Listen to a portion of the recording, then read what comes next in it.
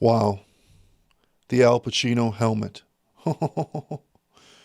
I'm not one for history lessons, but this one here is something else. I love me some good vintage watch designs, and this one here is right up there with one of the best. A white dial beauty. I mean, this vintage charmer is a must-see.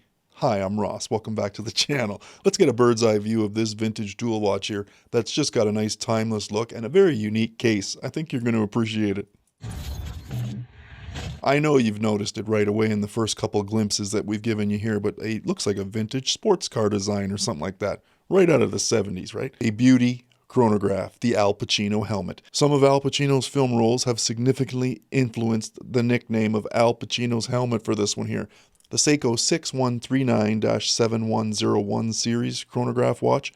Pacino's portrayals in films like The Godfather, Scarface. One of my favorites is Heat, if you've seen that one. If not, you better. It's a must-watch. And these movies feature characters known for their boldness and distinctive style. The watch's design reflects a similar sense of strong character and presence. And on the wrist, it's no slouch. It looks really good. And of course, we're talking about that helmet design with like no lug. It's got an underlug connection built into the case. Very unique and interesting, right? It looks awkward to some, but it actually doesn't wear too bad at all. Yes, it looks like a helmet. Let's celebrate the design, have some fun with a watch that you don't see every day. What I would expect is a mineral crystal there on top because of the age of this watch. Pretty good visibility nonetheless. Screw down case back there on the back with etched details inside, including watch information or serial number 6139-7101. It may look a little awkward to some. Super nostalgic here. And it just screams like toughness and function built.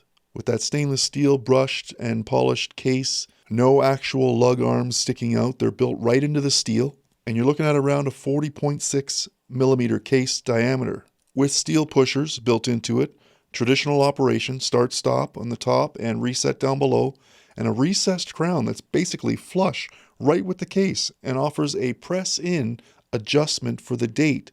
A full brushed steel package, and you'll see the nice polished fixed bezel on top. Overall lug to lug is 45.2 millimeters, which is pretty good. It's not going to span too far across your wrist. And of course, north to south is actually coming in at 49 millimeters. Now a thickness of 13.8 millimeters there. It's not too bad. I would imagine it's looking at around a 50-meter water resistance. With color-matched sub-register, dark accent colors on top that really pop off the dial, loom tip markers all the way around, no numbering, but you do have numbering in 5-minute increments in the inner dial area. Framed out day-date window at the 3 o'clock position, white on black. Display looks real good. SEIKO Chronograph Automatic at the 12 with the 30-minute sub-register down there at the 6 o'clock. Loom-filled baton-style hands, black large seconds hand and small hand in the sub-register. It's finished off with that tachymeter scale for the outer chapter ring to measure speed measurement. It looks real good. Now the movement is the 6139B from SEIKO, automatic 17 joules, 21,600 vibrations per hour, and you're pumping at around 40-hour power reserve. Now this bracelet is the Easttech vintage design bracelet there, not the OEM bracelet that SEIKO would have had. And Lord knows what would have happened to that over the last 50 years or so. But this one's smooth, feels nice, brushed, vintage 3-link system, finished off real nice. It's a little bit flimsy, but it still offers you the support you need. It works and it feels good on the wrist while offering you some security there. Fold over, deployant closure. And it's got a little bit of a taper to it from 19 millimeters at the connection for the lug down to 16 millimeters at the closure. Now it's vintage, so the costs are all over the map here, and it all depends on the market, the country, wherever you are, the demand.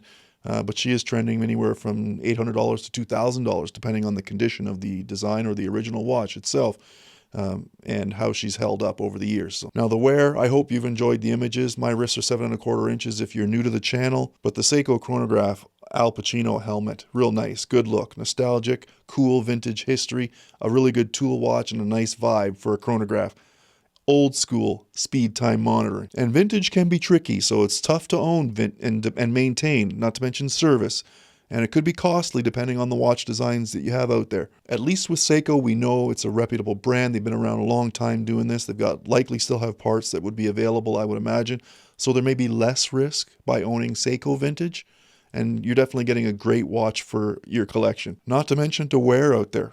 I believe if you own it, you should wear it. I try to get to my watches at least every few months or so. It's tough, I get it, I totally get it.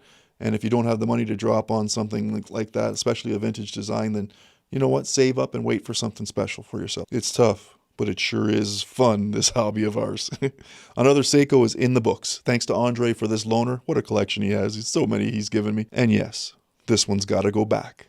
Let me know what you think. Comment below. I'm Ross. Till next time, make sure you do all the fancy things, and we'll see you on the next one.